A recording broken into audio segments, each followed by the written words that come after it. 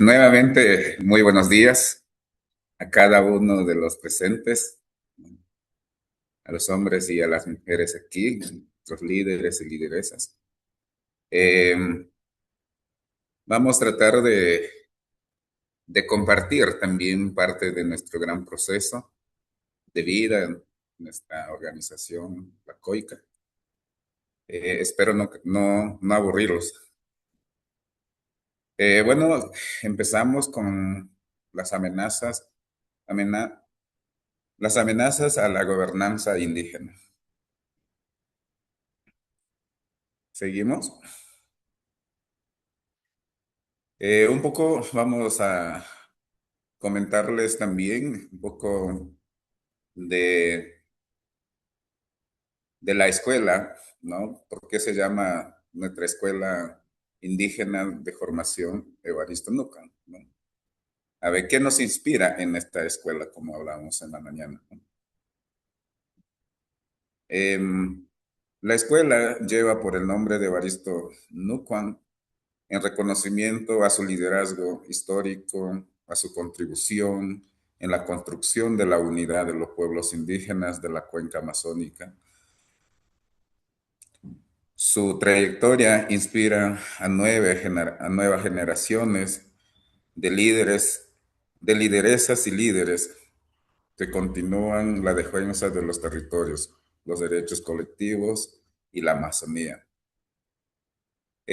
Bueno, el hermano tiene mucha trayectoria, inicialmente desde su territorio, ¿no? De ahí él comenzó también a desplazarse, a encontrarse con otros amigos, otros líderes quienes también lo encaminaron y comenzaron también a fundar nuestra organización nacional AIDESEP. De ese proceso también le inspira un nuevo reto de construir, de organizar una presencia de un estatus internacional, ¿no? Como hoy es la COICA. Pero también ahí saludamos esa integración de muchos líderes quienes inspiraron la confianza y lo llevaron el liderazgo del hermano Evaristo a direccionar este gran proceso. Pero siempre ha sido con conjuntos de amigos, ¿no? De hermanos y hermanas en esos tiempos. No lo hizo solo, ¿no? Hizo con varios hermanos quienes comenzaron a pensar en una representación de este nivel. Entonces, hoy nos da el privilegio de impulsar el nombre de nuestra escuela, tomando el nombre de nuestro hermano Evaristo en su condición de ser un gran líder para el movimiento indígena. ¿Seguimos?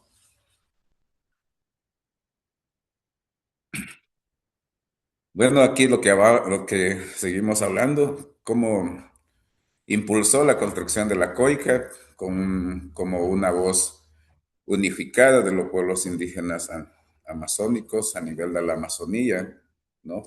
Que hoy nos encontramos en 9 países como parte de su estructura de nuestro Gran COICA, ¿no? Sigue contribuyendo a visualizar las demandas y las aspiraciones de los pueblos indígenas a nivel regional e internacional.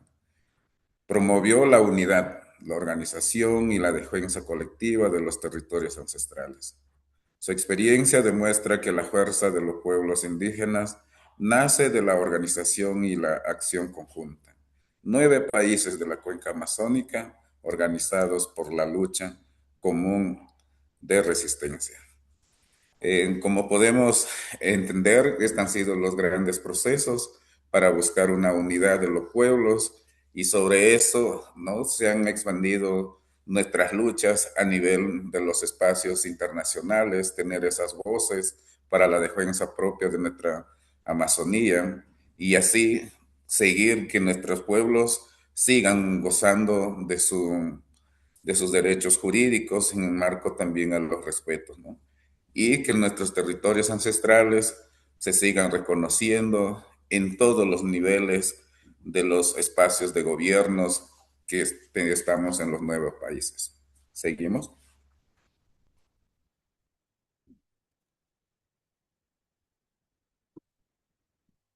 El programa de saberes para la defensa indígena. Aquí comentarles un poco el objetivo, un objetivo orientador que nos hemos puesto a compartirles, que es lo que nosotros necesitamos desarrollar en estos espacios. Es de fortalecer las capacidades de lideresas y líderes indígenas amazónicos para la defensa de sus territorios, derechos colectivos y forma de vida. En temáticas principales: gobernanza territorial y bosque, conocimientos tradicionales y clima, derechos indígenas, protección de defensores y defensoras, acuerdo de Escazú, incidencia y comunicación. Como podemos ver, tenemos un objetivo muy valioso que nos permite ir fortaleciendo las capacidades propias de cada uno de nuestros hermanos presentes aquí en esta escuela. Eso es lo que buscamos, ir fortaleciendo nuestros niveles de capacidades, en nuestros niveles de participación que venimos teniendo desde el espacio territorial y muchas veces también reconociendo de nuestros propios derechos que tenemos los pueblos indígenas. Sé que hay bastante eh, ausencia sobre los temas de poder capacitar en los pueblos con relación a los derechos, a los específicamente el convenio 169, que habla mucho del territorio, de la persona, ¿no? De los pueblos originarios en su nivel de su participación territorial y del uso de los territorios ancestrales, ¿no? Bueno, tenemos estas temáticas de gobernanza territorial y bosque. Eso es lo que necesitamos ir fortaleciendo día a día por las amenazas que vienen de manera continua hacia el territorio, con las propuestas de gobiernos, con los planes de desarrollo que siempre nos plantean. Y siempre los gobiernos miran que la Amazonía es un verde, como que no existen las personas, solamente existen los recursos, ¿no? Está la fauna, están los recursos maderables, pero no reconocen la existencia de nuestros pueblos que venimos ocupando milenariamente en esos lugares. Y aquí en el territorio está todo nuestro conocimientos, toda nuestra forma de vida. Es nuestra primera, es nuestra primera escuela de formación donde nos formamos reconociendo los valores, reconociendo la importancia que tiene nuestro territorio y aprendiendo de ella, ¿no? De muchos de los conocimientos en manejo de las plantas, en manejo de los seres vivos, ¿no? Y que comparte ella con nosotros en nuestro territorio, ¿no? Y esos conocimientos no están en la academia, esos conocimientos están en nuestros mayores, en nuestros abuelos, nuestras abuelas, ¿no? Y de ellos venimos aprendiendo y seguir manteniendo ese conocimiento vivo. Entonces, los derechos propios que acabamos de mencionar están establecidos en varios de los tratados internacionales, como el Convenio 169, la Declaración de las Naciones Unidas, y otros derechos más que se han asignado a favor de los pueblos indígenas. Sin embargo, muchos de estos derechos no están siendo muchas veces aplicados por nuestros estados, hay desconocimientos, pues en ellos es nuestra resistencia de seguir haciendo de que nuestros derechos sean respetados, ¿no? Y sean aplicados como tratado de cumplimiento de nuestros estados, ¿no? Entonces, hoy podemos hablar sobre la protección de los defensores y defensoras. En estos tiempos nace un programa que preocupa, ¿no? Para nuestros líderes a nivel de la Amazonía, a nivel de los territorios, que hay una desprotección sobre las personas defensores y defensores. Y para ello nació nuestro programa, que ya tiene varios años aquí en AIDESEP, sobre las personas defensores y defensoras. En ello, nuestra organización, la COICA, ha venido impulsando y tratando de fortalecer también los trabajos que vienen desarrollando nuestras organizaciones de nuestra estructura en los territorios, ¿no? Entonces, en esta protección de defensores se ha podido mirar, ¿no? Como una de las diapositivas de nuestro hermano Julio, de generar, ¿no?, nuestra autoprotección en vista que el Estado están muy lejos, ¿no?, que podamos garantizar la vida de nuestros líderes, la vida de nuestras lideresas y de nuestros jóvenes también que están en el territorio. Entonces, hay una forma de cómo hacerse respetar en el territorio basado en un sistema de gobierno que tenemos los pueblos indígenas en el territorio. Y que este sistema de autoprotección, pues para los estados debe ser una figura de reconocer los procesos, también de buscar la garantía de vida en su territorio.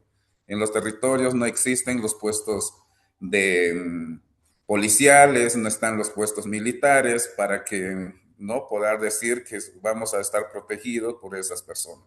De manera, por la muerte de muchos líderes, pues nos ponemos a plantearnos y hacer de que nuestras iniciativas de autoprotección, ¿no?, se respalden, sean reconocidos por los estados y nos tengan seguro la vida de nuestros líderes. En los acuerdos de Escazú también tenemos propuestas planteadas y ahí necesitamos ir trabajando mucho para poder tener nuestros espacios de participación también en los acuerdos de Escazú y también donde nos plantean la justicia ambiental. Y en esta justicia ambiental, bueno, igual por, por el territorio que está integrado para nosotros, ahí cumplen estas funciones, están los acuerdos también de la participación de géneros y que deben ser implementados en nivel de participación de los pueblos indígenas, ¿no? Y son incidencias y comunicación que venimos haciendo en diferentes espacios sobre los trabajos que venimos desarrollando. ¿Seguimos?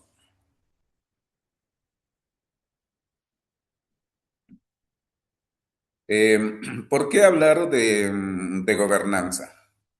La gobernanza indígena permite a los pueblos ejercer control sobre los territorios, proteger la vida y garantizar la continuidad de sus sistemas de conocimiento. Cuando la gobernanza se debilita, aumenta la vulnerabilidad frente a las actividades extractivas económicas, ilegales y violencia. Eso es lo que siempre hemos venido manteniendo, ¿no? Nuestra resistencia hace de que estas actividades en el territorio no se expanden, ¿no? Por ejemplo, la actividad minera, la actividad de la siembra de coca, la actividad extractiva, ¿no?, y otros recursos más que están dentro del territorio. Y frente ahí es nuestra resistencia, eh, frente al extractivismo que siempre ha vulnerado derechos de nuestros pueblos y todo esto y todas estas actividades que están dentro del territorio, ¿no? Eh, que, que hay un índice de vulnerabilidad del derecho de la persona a violencia, ¿no? Mucha drogadicción, prostitución y pobreza también que nos traen por consigo de estas actividades.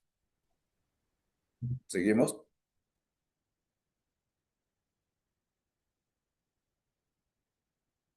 La Amazonía es un punto crítico. Más de 571.000 hectáreas afectadas por minería entre el 2020 y 2021. Tenemos la información de esta importante institución, RAIS, que tiene una información científica que comparte muchas veces unas informaciones actualizadas. Esos son que tenemos el mapeo de los biomas a nivel de la Amazonía del 2024. Más de 37.000 hectáreas de bosques perdidas por la minería acuífera solo entre abril y septiembre del 2025, ¿no?, que son datos muy actualizados. Estos son los mapeos que nos demuestran del 2025. Además, el 26% de la Amazonía ya presenta niveles de degradación o transformación. La COICA del 2024, ¿no?, acercando al bioma a un posible punto de no retorno climático. La crisis amazónica es también una crisis de gobernanza territorial. Eh, Estos indicadores, sobre todo, como nos mencionan, ¿no? Que se viene devastando nuestro territorio, ¿no? En donde hay actividades mineras, realmente es una consecuencia muy grande, irrecuperable, y ahí la COICA hemos venido planteando, ¿no? Que, indicando que también ya nos encontramos en un punto de no retorno si no cumplimos también con los acuerdos climáticos, ¿no? Como parte de los estados que tienen esa responsabilidad, pero los pueblos indígenas nos seguimos planteando a que esto se siga manteniendo, se siga mitigando en todos nuestros espacios de los compromisos climáticos. Los pueblos indígenas tenemos esa respuesta, pero necesitamos que nuestros estados tomen conciencia y pongan, ¿no? De poder mitigar estas afectaciones que hoy podemos mirar en estas cifras muy preocupantes. ¿Seguimos?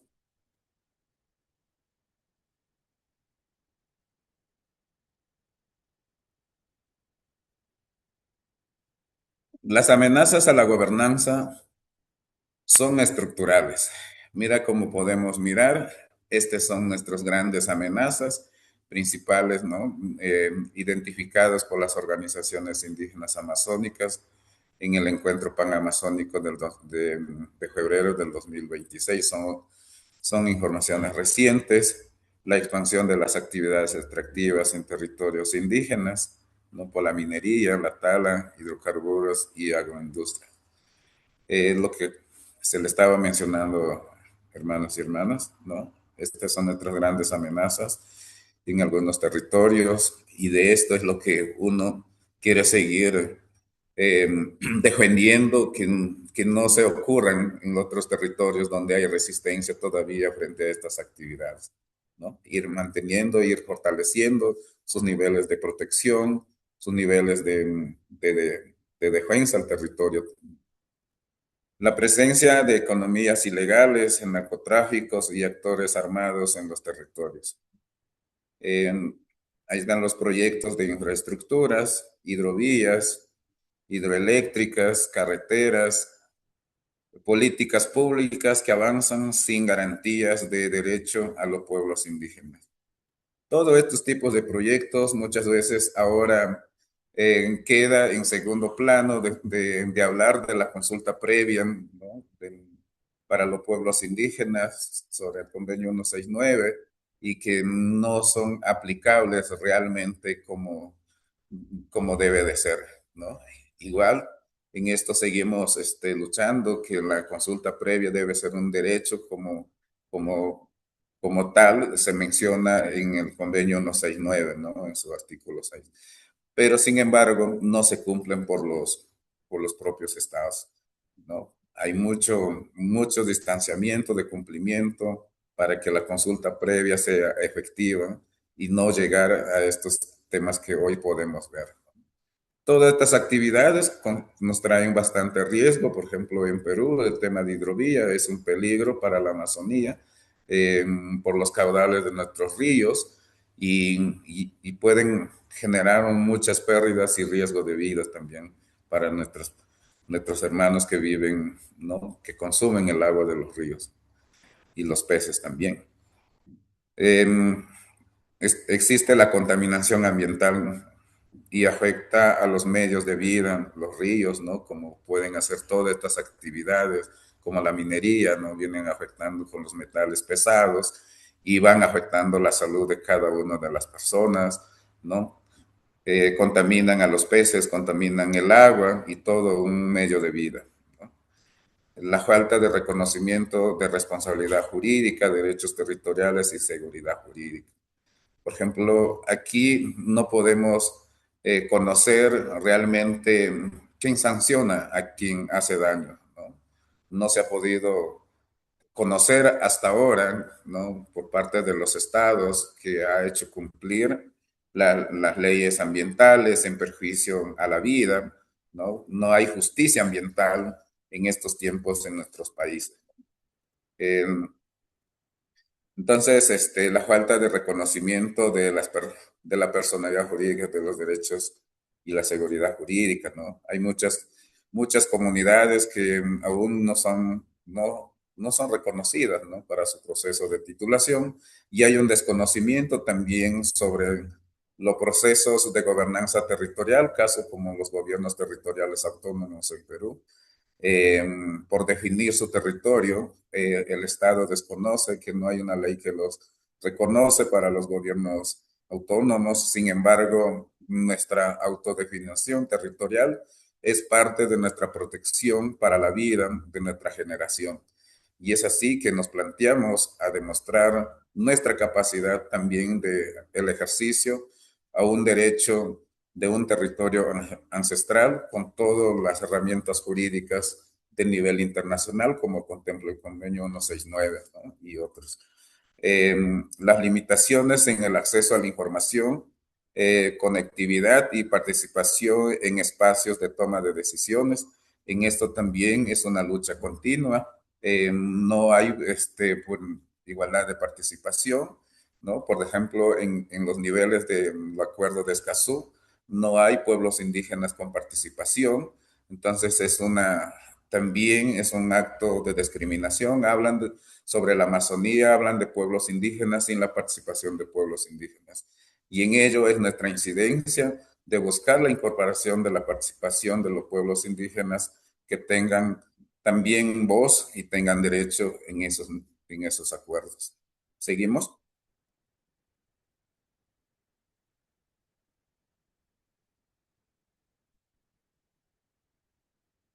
Como podemos mirar la expansión de actividades extractivas en estos años, mira, desde el año de 2019 al 2023, los países amazónicos que presentan mayor pérdida de cobertura forestal por minería son en Brasil el 55%, más de 1 millón de hectáreas, en, en Guyana el 15%, ¿no? En Surinam el 12%, Venezuela 7%, y Perú también 7%. Estos son eh, nuestros indicadores que podemos ver en la expansión de las actividades extractivas. ¿Seguimos?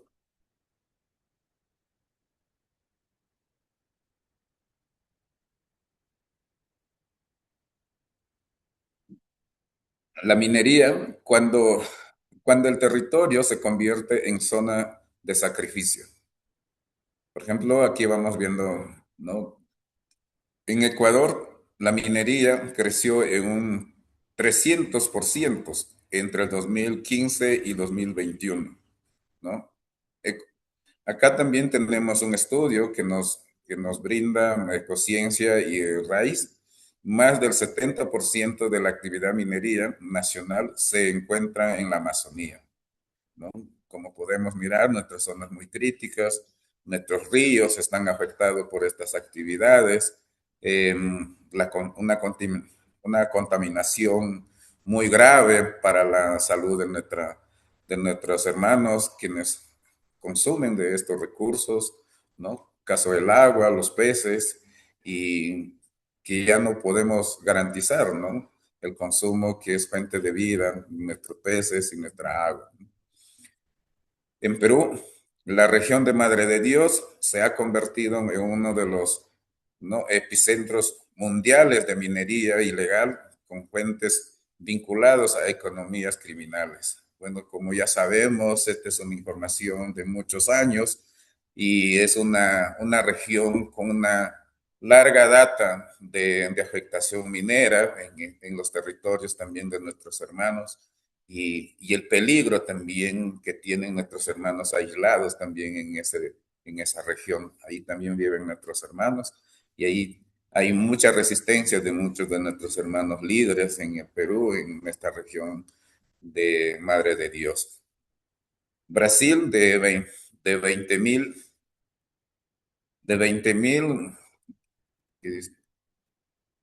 garamperios ingresan al territorio Yanomami, ¿no? En Bolivia, en Surinam y Guyana, la minería aurífera continúa expandiéndose generalmente con uso de mercurio, generando contaminación, ¿no? severa en los ríos amazónicos, ¿no? Es una misma experiencia que podemos ver como en Perú y en otros países más. Mira, esta es una gran pena que esta expansión de estas actividades pues van matando la vida de nuestra fuente de vida, como el agua, el territorio y los recursos que existen en ella. ¿Seguimos?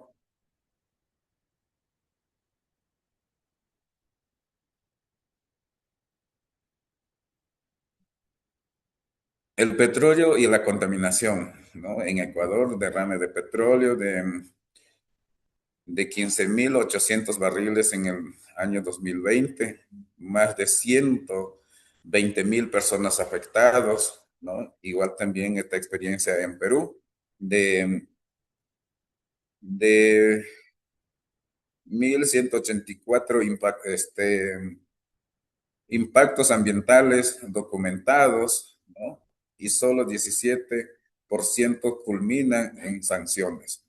Se da cuenta que mayoría de, de estas zonas impactadas, pues no han sido resueltos, ¿no? Por parte de nuestros estados, eh, las cuales, es lo que venimos viendo, no hay justicia climática para la reparación de los territorios, ¿no? Con estas zonas afectadas, ¿no? Eh,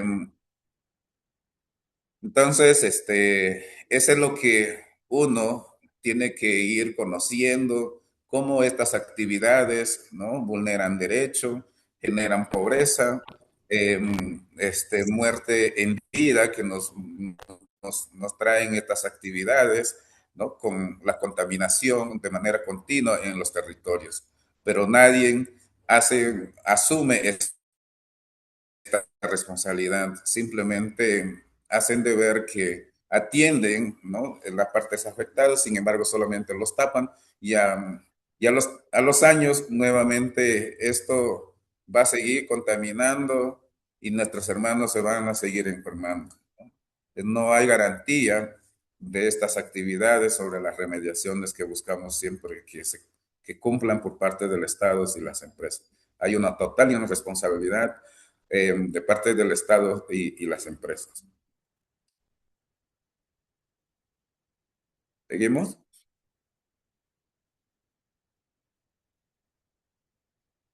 Mira, podemos mirar aquí, ¿no? Sobre las indicaciones, cómo el mercurio tiene sus niveles de afectación ¿no? En nuestros peces, en nuestras aguas, ¿no? La contaminación ya forma parte de la cadena alimentaria amazónica, es lo que mencionábamos, ¿no? Nuestros peces ya están contaminados, las aguas están contaminadas, no podemos consumir ahora el agua fácilmente como lo consumíamos, pero sin embargo nuestros hermanos siguen viviendo en esos lugares, siguen consumiendo el agua, siguen consumiendo el pescado, ¿no? ¿Cómo es que nuestra vida está en riesgo por estas actividades? Pero sin embargo, los estados siguen planteando estas actividades como como plantear una calidad de vida, ¿no? Con mejores economías, sin afectando la vida de muchas personas que viven en ese territorio. Ahí podemos mirar, en Bolivia, bueno, están los ríos, ¿no? Está el río Beni, Madre de Dios, que está en Perú, ¿no? Que todo este río tiene este recorrido por donde pasan por Bolivia y así. En Perú también, ¿no? Está en el Bajo Putumayo, que está en la región Loreto. Es bueno, son reportes que nos indican un 83% de nuestra población, ¿no? Evaluada superan los niveles seguros de mercurios establecidos por la OMS, ¿no? Esto indica en la exposición general de generalizado, casos analizados, ¿no? Eso es lo que podemos ver, así como pasa en esta zona donde se puede mirar los números de afectación, también están en otros lados de nuestros territorios, no solamente amazónicos, también en los territorios de la sierra, ¿no? Que estos hermanos están afectados por estas actividades, ¿no?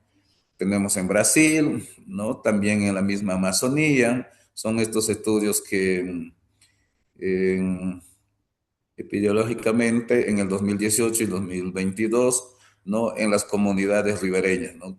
Y eso es lo que podemos indicar, esos son nuestros parte que hoy nuestros pueblos viven con estas afectaciones, ¿no? También como en Colombia, en las regiones de cercanas como la cuenca del río Caquetá, ¿no?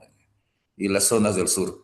Son estudios que tenemos desde el año 2019 al 2022. Han registrado niveles de población indígena de 2 y 15, ¿no? Son cuestiones muy evidenciales y muchas veces lamentables de lo que está ocurriendo en el territorio, sobre todo con estos nivel de afectación con estas actividades. ¿Seguimos?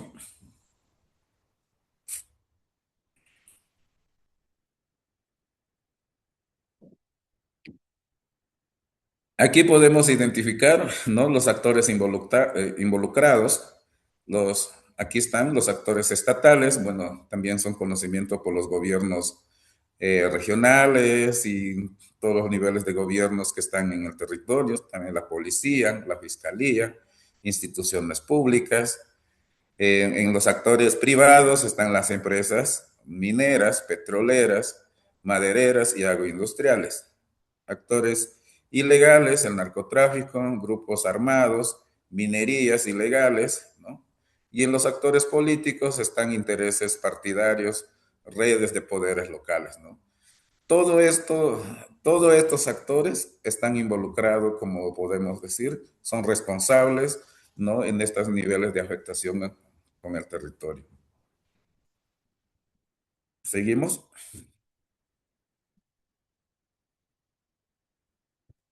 A ver, los conflictos involucrados, ¿no? A la afectación de derechos territoriales entre el 2015 y el primer semestre del 2019. Origen de violencia contra defensores y defensoras territoriales, como hoy podemos ver, ¿no? Estas son nuestras cifras estadísticas, ¿no? Em,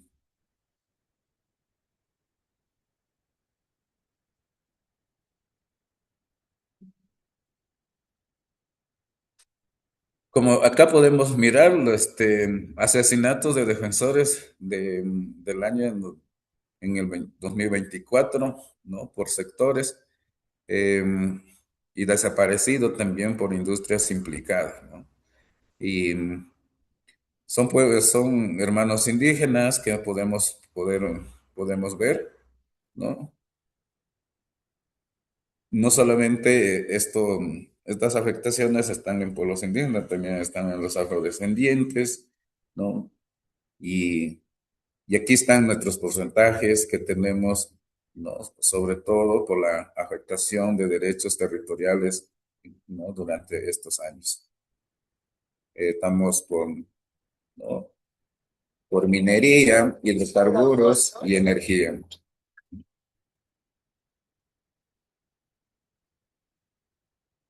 ¿Seguimos?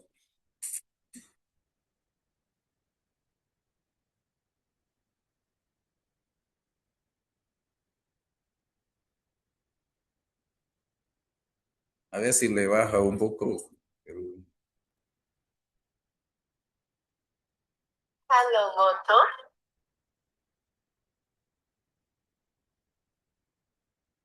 A ver, con relación a las industrias relacionadas con la violencia contra defensores y defensoras entre el 2012 y 2024, cada punto representa una personalidad defensora asesinada, eh, rojo desaparecido, negro en la lucha por proteger el territorio y los derechos ambientales, ¿no? Como podemos mirar aquí en los indicadores, ¿no? en conflictos territoriales, que está en negro, minería, agroindustrias, explotación forestal, ¿no? Y otras, sobre actividades hidrocarburo, caza ilegal, y hay cosas que también falta identificar, ¿no? Esta es información por la fuente Global Winner que tenemos estas informaciones.